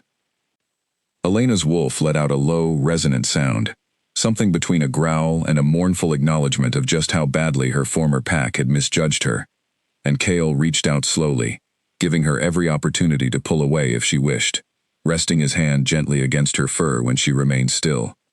You are extraordinary, he said quietly, only for her. You always were. They simply never bothered to look closely enough to see it. Elena remained in her wolf form for nearly an hour, adjusting to sensations she had never experienced before. The heightened awareness of scent and sound, the strange, exhilarating power humming beneath her new form, while the assembled coalition members watched with a mixture of awe and quiet celebration. When she finally shifted back, human once more, exhausted but glowing with an entirely new kind of confidence, Ren was the first to reach her, pulling her into an enthusiastic embrace. I knew there was something special about you, Ren declared, grinning fiercely. I did not know it was going to be this special. but I absolutely knew. Elena laughed, a genuine, unguarded sound that surprised her with how easily it came, and looked up to find Cale watching her with an expression she had not seen from him before, something beyond simple pride, something that looked remarkably close to wonder. "How are you feeling?" he asked quietly, once the others had given them a small measure of privacy. "Whole," Elena said, testing the word carefully, finding it fit better than any other she could summon. "For the first time and as long as I can remember, I feel completely whole." Cale reached for her hand, weaving his fingers gently through hers. "Ashwood believed they banished a broken wolf," he said, something dangerous and satisfied entering his voice. "They are about to discover exactly what they truly cast aside." Elena squeezed his hand, feeling the last remnants of old shame finally, fully releasing their grip on her heart. She was no longer the frightened, fractured woman who had walked through Ashwood's gate weeks before, uncertain and alone. She stood now, as someone entirely transformed, carrying not the weakness her former pack had condemned her for, but a strength so rare and significant that even the Coalition's most seasoned warriors had gone silent at the sight of it. Whatever confrontation with Ashwood still lay ahead, Elena intended to face it not as the exile they discarded, but as exactly who she had always truly been, finally free to become it. Word of Elena's breakthrough spread quickly through the fortress, and within days, it had spread far beyond Coalition walls as well, carried by traders and travelers moving between territories. The story of a banished wolf, discovering one of the rarest bloodline gifts in Coalition history, proving too remarkable to remain contained. Cale made no effort to suppress the news. If anything, he ensured it traveled efficiently, understanding precisely how valuable the truth would prove once it reached Ashwood's borders. "Let them hear it from every direction," he said, during a strategy meeting held shortly after Elena's transformation. Corwin and Dorian seated across the table, along with 2 additional Coalition advisors, who had joined to help plan the coming confrontation. "Let Alaric Vane explain to his council why the wolf he called weak and worthless is being celebrated across the Northern Territories as one of the most significant discoveries in a generation." Elena sat at the table as well, included now in every stage of planning rather than simply informed after decisions had already been made, a shift in treatment she still found herself quietly grateful for each time it occurred. "Do you think it will change anything within the council?" she asked. "Or will Alaric simply find a way to spin it in his favor, the way he has managed everything else?" "It will not change Alaric's intentions," Dorian said honestly. "Men like him rarely reconsider their positions once committed, regardless of new information. But it may well change the loyalty of those around him. Council members who supported your banishment out of simple deference to Alaric's influence may begin questioning that loyalty once the full truth becomes impossible to ignore." Cale nodded in agreement. "Which is precisely why our next move needs to apply pressure Ashwood cannot simply dismiss with another carefully worded letter." He spread a detailed map of the southern territories across the table, Ashwood's lands marked clearly near the Coalition's southern border. "I intend to move a portion of our forces to the border, a visible demonstration that the Coalition's patience has reached its limit. Alongside that, we begin formally severing trade relationships and notifying every allied territory of the corruption uncovered within Ashwood's leadership." "A siege," Elena said quietly, understanding the weight of what he was proposing. "Not in the traditional sense," Cale clarified quickly, meeting her gaze directly. "I do not intend to force conflict or bloodshed, if it can possibly be avoided. This is a strategic pressure campaign, Elena, aimed squarely at isolating Alaric Vane and the council members who continue supporting him, while making it increasingly costly for Ashwood to maintain its current position. Trade cut off, alliances dissolved, every neighboring territory made fully aware of exactly what kind of leadership Ashwood currently tolerates." Elena studied the map for a long moment, weighing the enormity of what Cale was proposing to undertake on her behalf, the disruption it would cause not just to Alaric Vane, but potentially to every ordinary pack member within Ashwood's territory who had no part in the corruption or her banishment. "I do not want innocent members of the pack to suffer for this," she said carefully. "The Omegas, the lower-ranked warriors, the families who had no say in the council's decisions, they should not bear the cost of Alaric's ambition." "Agreed completely," Cale said, something approving entering his expression at her concern. The pressure campaign is designed specifically to target Ashwood's leadership and trade relationships, not the daily well-being of ordinary pack members. We will ensure basic necessities continue flowing where possible, even as we dismantle the political and economic support propping up Alaric's position.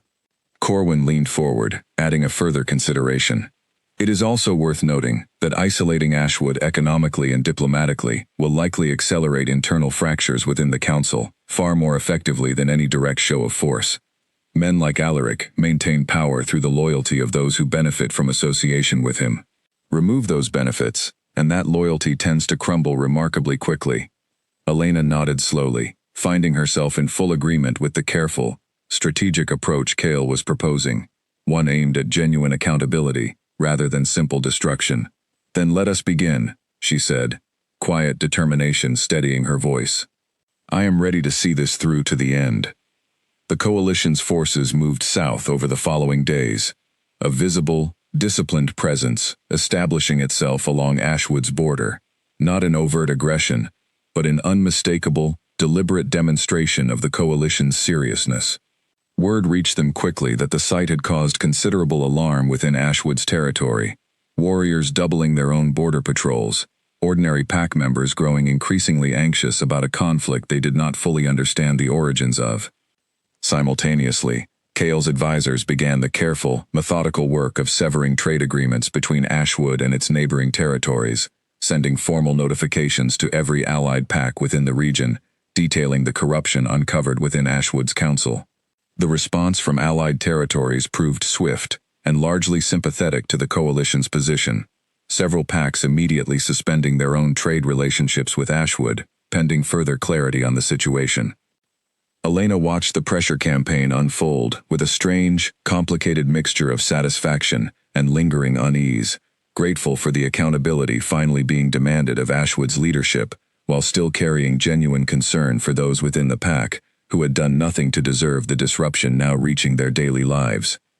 "It is strange," she admitted to Cale one evening, the two of them reviewing updated reports in his study, as the pressure campaign entered its second week. "Part of me still worries about people I grew up alongside, even knowing what the council did to me." Cale set the reports aside, giving her his full attention. "That does not make you weak, Elena. It makes you someone with genuine compassion, even for a pack that failed to extend the same compassion toward you.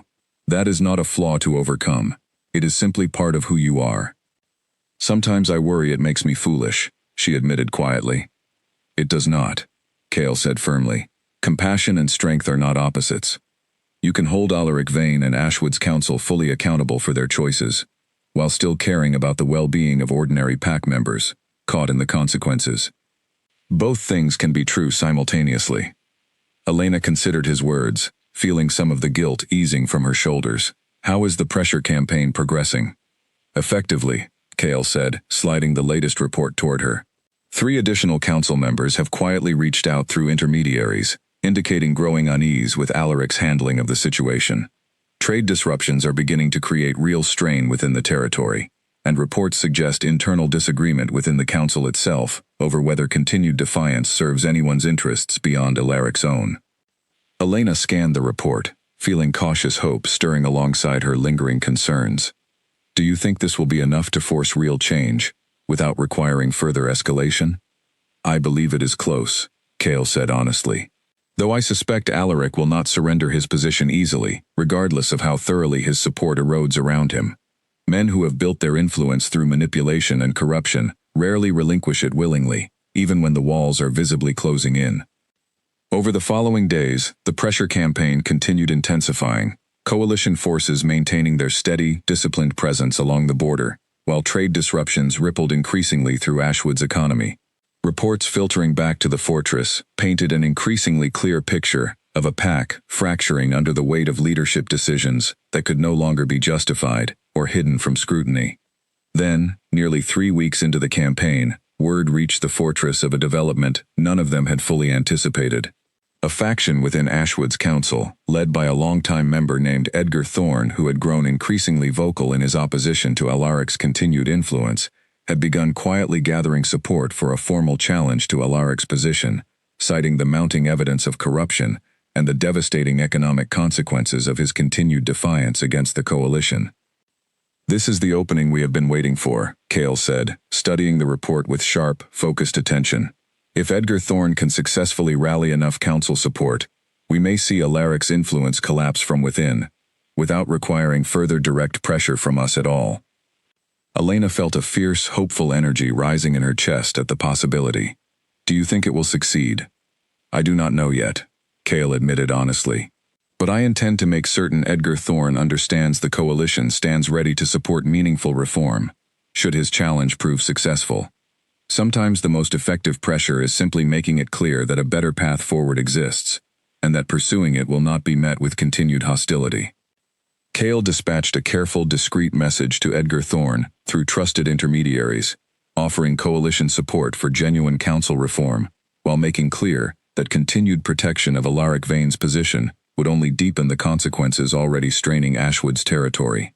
The message was calculated, precise, an offer of a path toward resolution that did not require the Pact's complete collapse, provided its leadership finally chose accountability over continued denial. Elena stood on the fortress wall that evening, watching the southern horizon where Ashwood's territory lay somewhere beyond the darkening tree line, feeling the strange, complicated weight of watching the Pact that had shaped her entire life begin to crumble under the accumulated weight of its own corruption.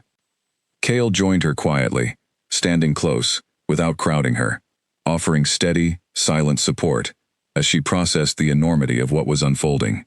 "Whatever happens next," she said finally, "I want to be there when it does.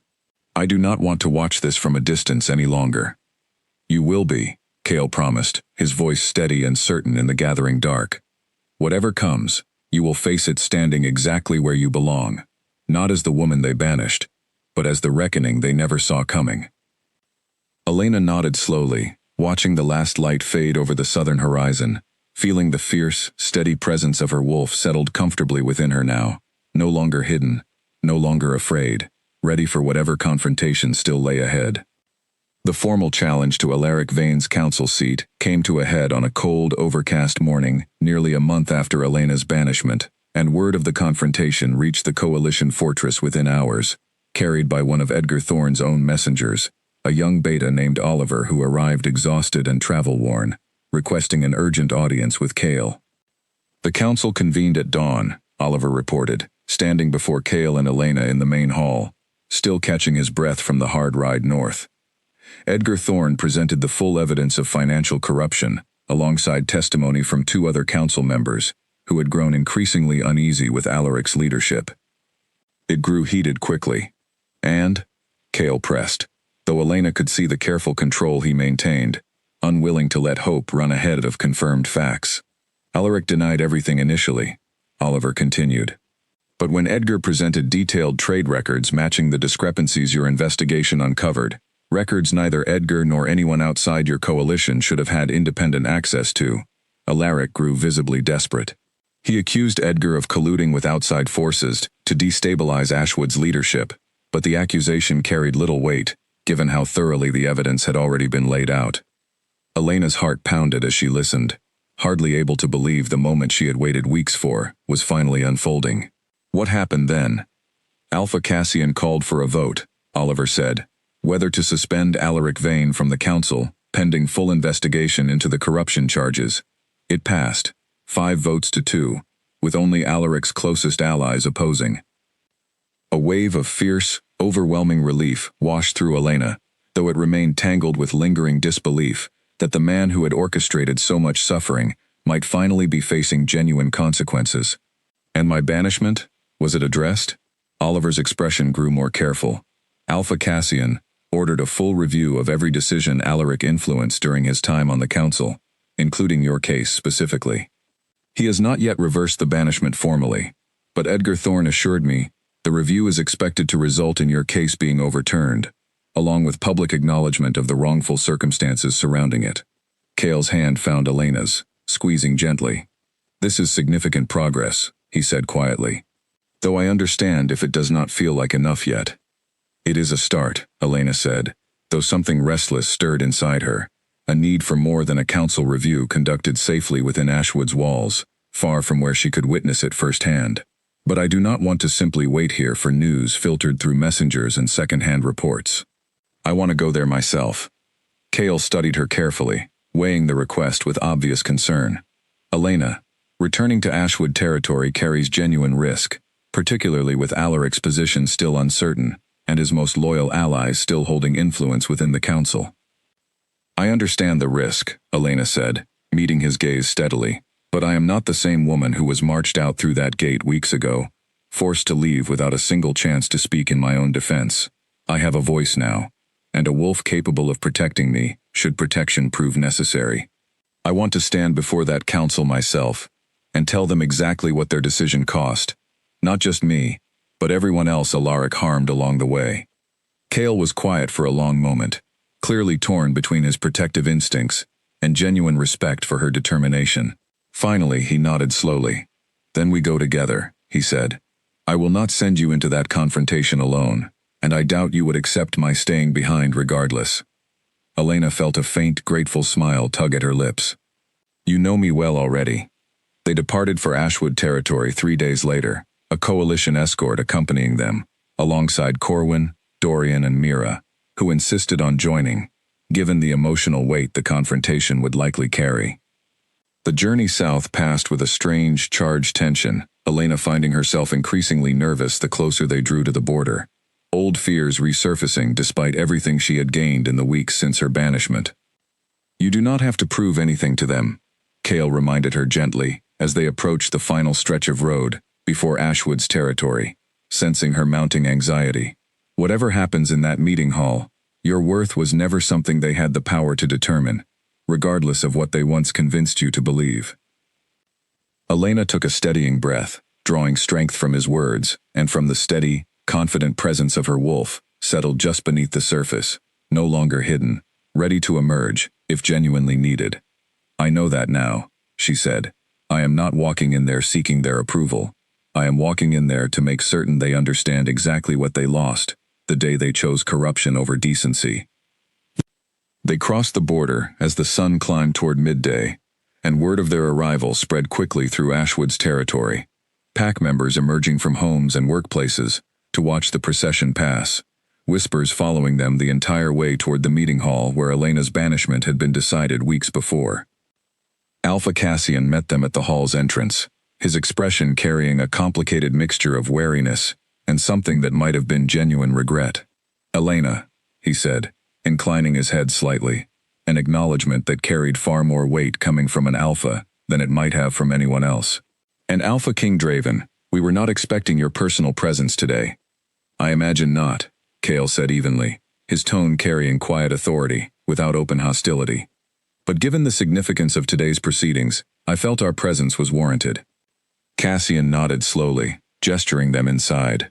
The council is prepared to formally address the matter of Elena's banishment, along with the full accounting of Alaric Vane's conduct during his time on the council.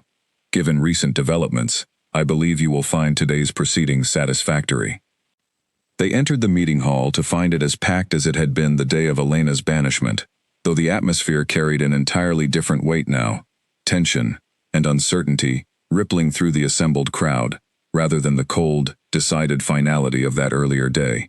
Elena scanned the room and found Alaric Vane seated apart from the rest of the council, stripped of his usual confident bearing, flanked by 2 guards whose presence made his diminished status unmistakably clear. Cassian took his place at the front of the hall and called the proceedings to order, and Elena felt her pulse quicken as the moment she had waited weeks for finally arrived.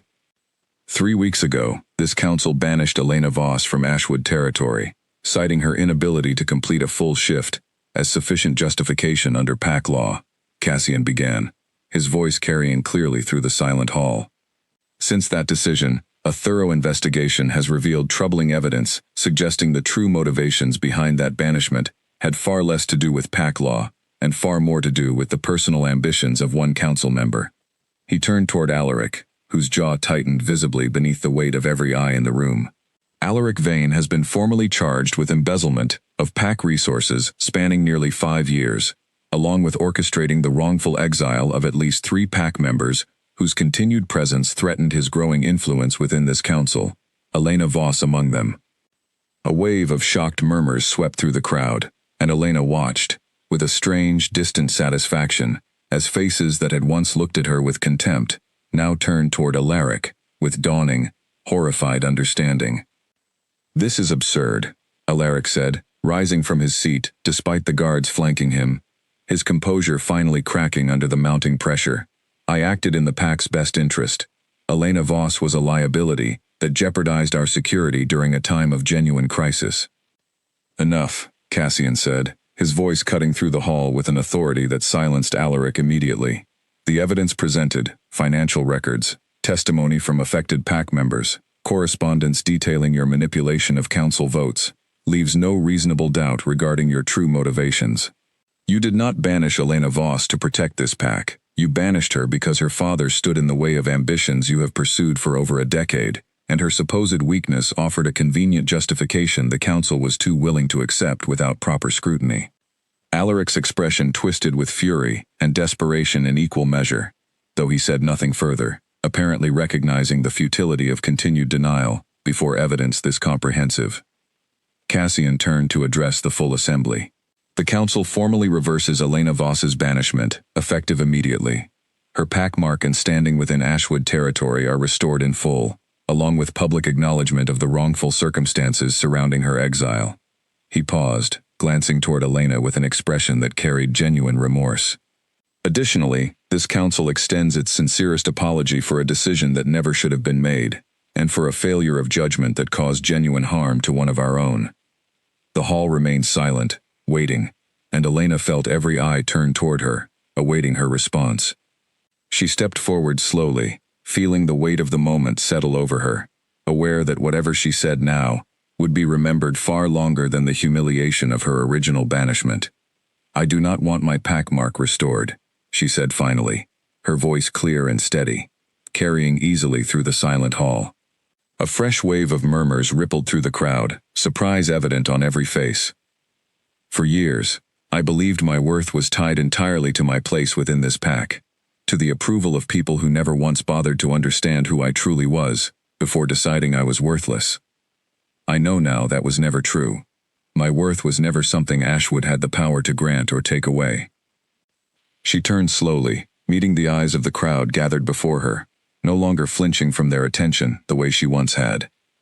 "What I do want is accountability, not just for what was done to me, but for everyone else Alaric Vane harmed, while this council looked away, too comfortable, or too afraid to question his growing influence.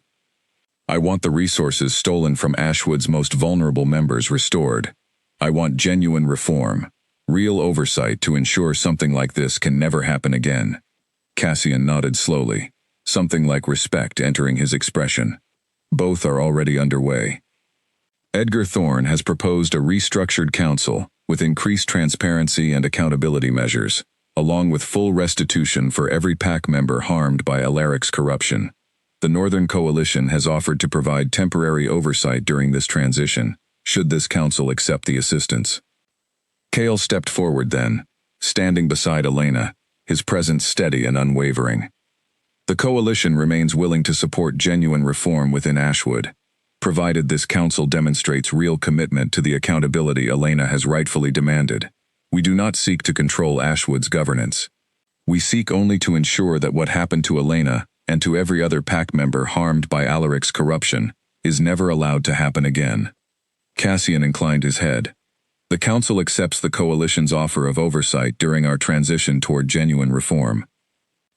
Elena felt something settle deep within her chest as the proceedings drew toward their conclusion, a sense of resolution she had not fully expected to feel, watching the pack that once discarded her, now working to rebuild itself into something better, something worthy of the members it had failed for so long.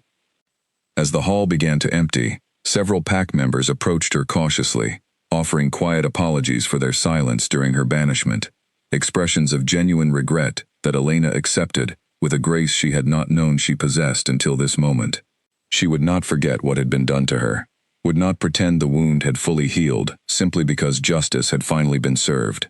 But she found, standing in that hall surrounded by a pack finally beginning to reckon honestly with its failures, that she could hold both truths at once, the pain of what had happened and the quiet satisfaction of watching genuine accountability finally take root. Alaric Vane was led from the hall under guard, his fate to be determined through formal proceedings in the coming weeks, stripped entirely of the influence he had spent over a decade carefully building through manipulation and cruelty. Elena watched him go without triumph or lingering anger, simply relief that his ability to harm others had finally, definitively ended. Kale found her hand as the hall continued emptying around them, warm and steady, and Elena turned to him with something that felt, for the first time in longer than she could remember, remarkably close to complete peace. "You did that," he said quietly, admiration clear in his voice. "Every bit of it. I simply stood beside you." "We did it together," Elena corrected gently. "I could not have found my way here without you." Kale's expression softened into something tender and unguarded. "Whatever comes next, wherever you choose to make your home, I intend to remain exactly where I have been since the moment I felt this bond activate. Beside you." Elena squeezed his hand, feeling the truth of that promise settle warmly, alongside the steady hum of the bond connecting them, and turned to look one final time at the meeting hall, where her story had once seemed to end in humiliation and exile. It had not ended there at all. It had simply begun. The weeks following the council's reckoning passed with a strange, gentle rhythm Elena had never quite experienced before, a settling into life that felt entirely her own, rather than shaped by anyone else's expectations. Ashwood's Reformed Council, now led by Edgar Thorne with Cassian's continued support, worked steadily toward restoring what Alaric Vane had stolen, resources returning gradually to the pack members, who had suffered most under his corruption, oversight measures put firmly in place to prevent any future leader from wielding unchecked influence the way he once had. Elena visited Ashwood twice more in the following month, not as a returning exile seeking reinstatement, but as an honored guest whose presence the Reformed Council genuinely welcomed. She spoke with pack members she had grown up alongside, some offering heartfelt apologies for their silence during her banishment, others simply grateful for the chance to know her without the shadow of old prejudice clouding their judgment. She found, to her quiet surprise, that she carried no lingering need for their approval, though their genuine remorse still meant something to her, a small, welcome closing of an old wound. Her father, who had returned from his suspicious absence the day of her banishment deeply ashamed of his failure to protect her, sought her out during her second visit, and their reunion carried none of the ease she once might have hoped for as a child, but something more honest, a careful rebuilding of trust between two people who had both been failed by a pack more interested in convenient stories than genuine truth. "I should have fought harder for you," he told her quietly, the two of them seated together in the small garden behind what had once been their family home. "I let ambition and fear keep me silent when you needed me most." "You cannot change what happened," Elena said, not unkindly, simply honest, "but you can choose differently going forward. That matters more to me than an apology for the past." He nodded slowly, something like relief and continued shame mingling in his expression. "I intend to. Whatever role I have left within this Reformed Council, I intend to use it, protecting members who cannot protect themselves, the way I should have protected you." Elena found something like peace in that promise, not complete forgiveness perhaps, but a genuine foundation for rebuilding what remained possible between them. Meanwhile, at the Coalition Fortress, Elena's life continued taking shape around a future she had never dared imagine during her years within Ashwood's rigid, judgmental walls. Her training with Mira shifted from healing suppressed trauma toward mastering the extraordinary gift her wolf now carried freely, learning to wield the rare bloodline power with the careful guidance of Coalition trainers, who treated her not as an oddity to study, but as someone whose strength deserved genuine cultivation. Ren remained a constant, cheerful presence throughout this period, dragging Elena into fortress gatherings and celebrations with an enthusiasm that gradually, gently pulled Elena further out of the guarded reserve she had carried for so long. She found herself laughing more easily with each passing week, found herself trusting the warmth of genuine friendship without the reflexive suspicion that had once colored every relationship in her life. And Kale remained beside her through it all, steady and patient, never once pressuring her toward decisions about their future together, before she felt genuinely ready to make them. Their bond deepened gradually, naturally, built not on the sudden, overwhelming pull that had first connected them, but on the slow, careful accumulation of trust, earned through countless small moments, quiet conversations on fortress balconies, steady support through difficult confrontations, genuine partnership in facing whatever challenges arose. One evening, nearly 2 months after her banishment, Kale found her on the same balcony where they had shared so many quiet conversations over the preceding weeks, the sunset painting the sky in brilliant shades of orange and gold above the mountains. "I have something I would like to ask you," he said, his usual steady composure carrying a rare thread of nervousness that Elena found unexpectedly endearing. "Ask then," she said, smiling gently at the sight of the powerful Alpha King, fidgeting slightly beside her. "I do not intend to rush you," he said carefully, "and whatever your answer, it changes nothing about how I feel or how I intend to continue standing beside you. But I would like to know, when you consider your future, whether you see a place for yourself here, within the coalition, beside me, not simply as my mate by circumstance of the bond, but as someone who has genuinely chosen this life for herself." Elena considered the question seriously, thinking back over the journey that had brought her here, from the humiliation of that first meeting hall, to the extraordinary transformation on the training field, from a woman convinced of her own weakness, to someone who had walked back into the pack that discarded her, and demanded, successfully, the accountability she deserved. "I have thought about it a great deal," she admitted. "In the beginning, I worried that choosing this life meant simply trading one set of expectations for another, that I would become defined by the bond rather than by my own choices." She turned to face him fully, something warm and certain settling into her expression. "But I do not feel that way anymore. This life, this place, you, none of it feels like something I am simply accepting, because circumstance brought us together. It feels like something I am genuinely choosing, every single day, because it is where I want to be." Kale's expression softened into something profoundly relieved and tender. "Then you are choosing to stay."